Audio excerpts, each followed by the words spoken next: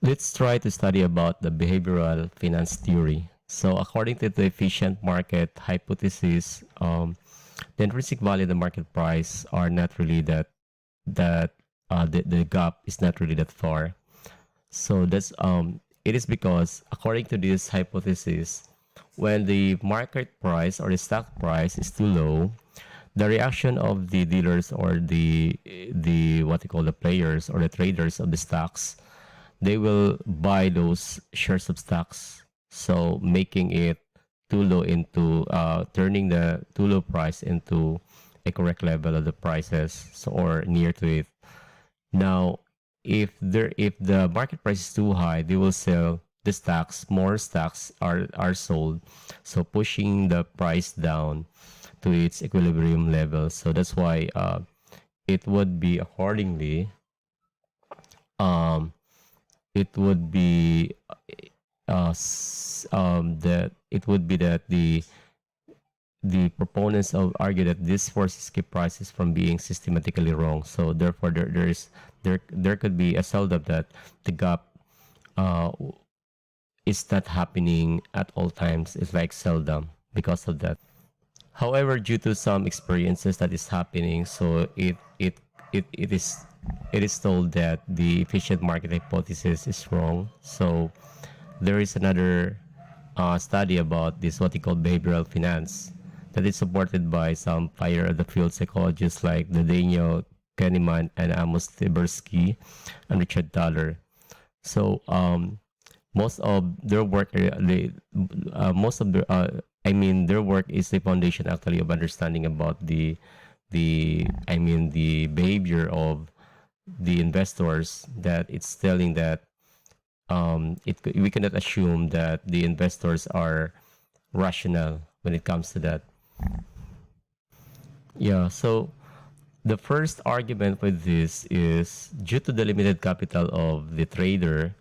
So even if the trader wishes to correct the perception of the investors, let's say there's a bad news coming to that particular corporation, and the overreaction of the trader, they sell a lot of their stocks, and what happened is that if the stock traders are willing to correct that, but again they have a limited capital, so they cannot correct that one. So meaning to say, the theory of the efficient market hypothesis cannot be realized because another thing is that the stock traders will not put their capital at risk, aside from being limited of the amount.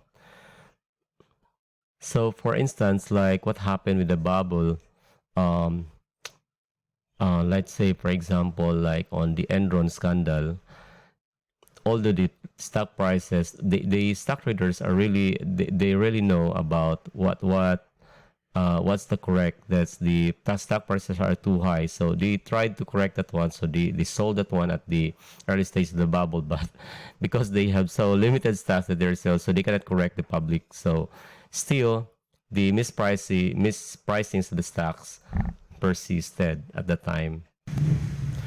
Okay, the second is that there are they said that the mispricings can occur in the first place. It's because the people uh, the people have different perspective when it comes to the potential losses and gains. So there are people that are really risk taker, and there are also people that are risk averse. So we it depends upon the number of them or their capacity to buy the stocks. So if let's say if more people that are risk takers are buying stocks regardless of the situation of that, so that would mean that those stocks are too high, or that will make the market inefficient, or what I mean the mispricings too high of the stocks. So that's another. So accordingly, gamblers who are ahead tend to be more risk, whereas those that are behind more conservative. Meaning to say, those that are already in there for a long time, they are.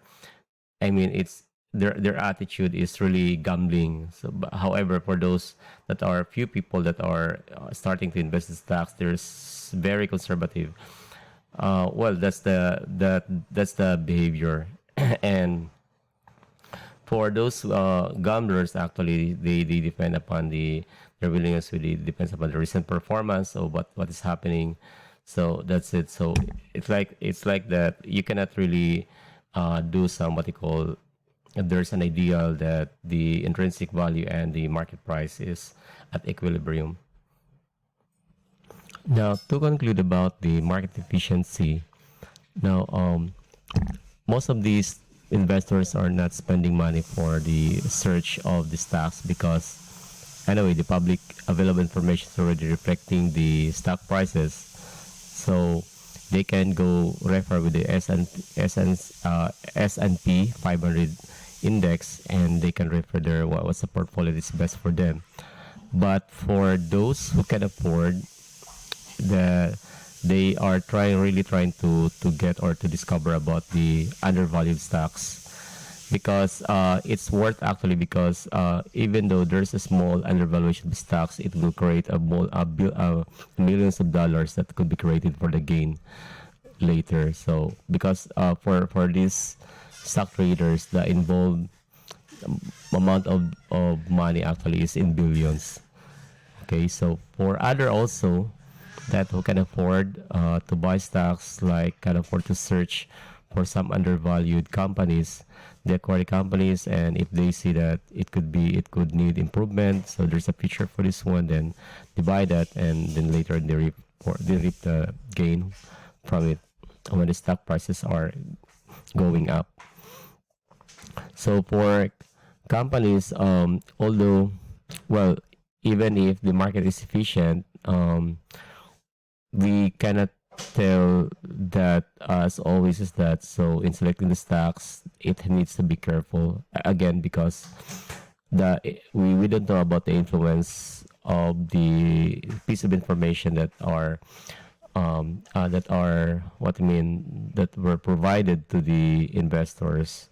So it will make the decisions like this and like that, so it will affect your, so don't be so confident in selecting the, so you have to be very careful with it.